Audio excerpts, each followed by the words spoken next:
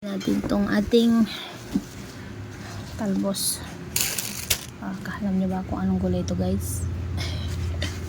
Talbos ng kalabasa na galing sa aking garden. Ayan, may garden ako dyan sa harapan. Masarap to ihalo sa gula, sa dinengdeng. Meron pa ako dito na naunang napitas. Hindi ko alam kung pwede pa. Ito siya nakalagay. Ito yung isang foil shelled, shelled na matagal daw ang buhay ng gulay pag dito natin ilagay. Nabili ko to sa Shopee. Tingnan natin, matagal na to tingnan nga natin kung totoo yung sinabing magtagal ang gulay, kasi galing to sa rep. Ilang days na ba to? 1 week na siguro mahigit. Tingnan nga natin kung tunay at totoo ang bag na ito. Hindi daw galing masira ang gulay. Tingnan natin. Patunayan natin kung totoo o hindi yung foil pack na ito. Reusable tong pack na to. So, kung gusto nyo rin bumili papiling affiliate na ko. Tingnan natin, guys, kung okay ba. Okay pang gulay dito. Yung mga nakalagay dito date. O yan o. Hindi ko na lang nalagyan. Pero matagal na ito dito. Buksan natin. Yeah. O diba? Madilaw na. O. Madilaw na. Meron pa ako sa rep. Yung ano naman, alugbati. O diba? Siguro pwede pa naman. O yun. Green pa naman. Pero hindi ko kasi sinarado. Green pa naman siya. Oh. Pwede pa pakinabangan. Oh. Pwede pa ihalo. Tagal na to dito Oh, green pa. May kamatis. Lagyan natin. Magdinengdeng tayo. Lagay natin ito. Sayang kasi kunti lang naman ito pag nailuto. So, shout out sa nagbigay ng luya. Nagbigay sa akin ng luya. Shout out sa'yo. Ito na lang ito na lang yung luya ko, guys. Shout out. Ayan. Gulayin natin to. Meron pa ako sa rep. Kunin natin. Ako dito sa rep. Dalawa na yung lako dito, guys. Naalala nyo aking ang aking vlog about this na sa Lanay 19 na vlog, nasira yung rubber ref natin. Nakadalawang lock na siya. So kunin natin yung ibang gulay ko dito sa ref.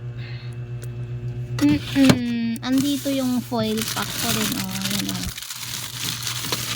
Sabi magtagal daw ang gulay dito pag dito nilagay. Mas magulay din tayo ng parado natin.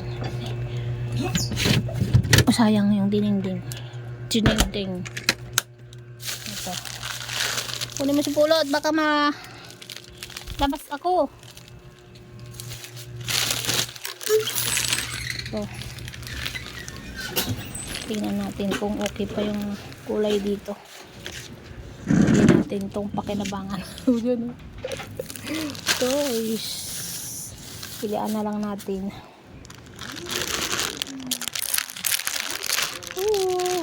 Oy, okay pa.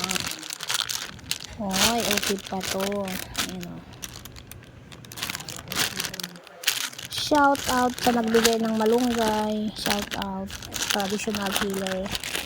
Ayan, medyo okay pa. Green na green pa naman. Ito yung gamitin mo nyo, guys, na plastic. Hindi pala foil. Sorry naman. Ito na yung mga gulay ko nang galing sa foil pack na yun, no. Pwede pa. Matagal na tong alugbati. Pero na-preserve nyo ng matagal. So, effective naman. Effective tong foil na to. Oo. Hindi siya ganun talaga madaling masira. So, gawin na natin tong gulay natin for dinengdeng. Sayang na yung saluyot ko, guys. Mamili na lang tayo na pwede pang gulayin sayang. So yun lang guys, ito yung bago kong pita, ay bago kong kuha, pero marami pang pwede pakinabangan dito. So pakita ko sa inyo later. Ito na lahat yung ating nakuha sa yung igugulay dito, galing dito.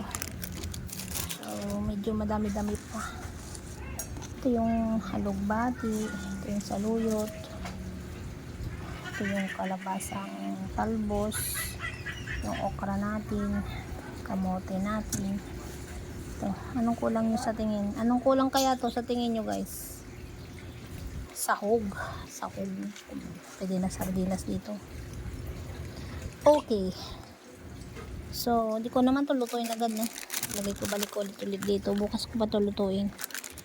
Sana di masira, no? Ibalik ulit. Balik natin ulit. Kasi may ulam pa kasi kami. Tinignan ko lang. Sinif lang natin yung dapat na-save. Kasi baka tuloy masira lahat. So, ito na. Balik muna natin dito guys. Baka natin ito kung effective to bukas. Kung mag-fresh pa sila. Balik natin sa rep.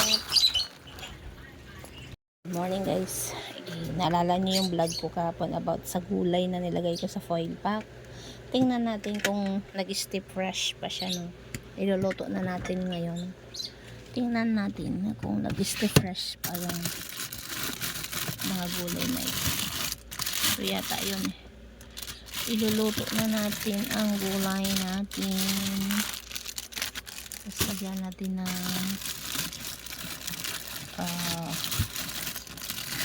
ano ba yun?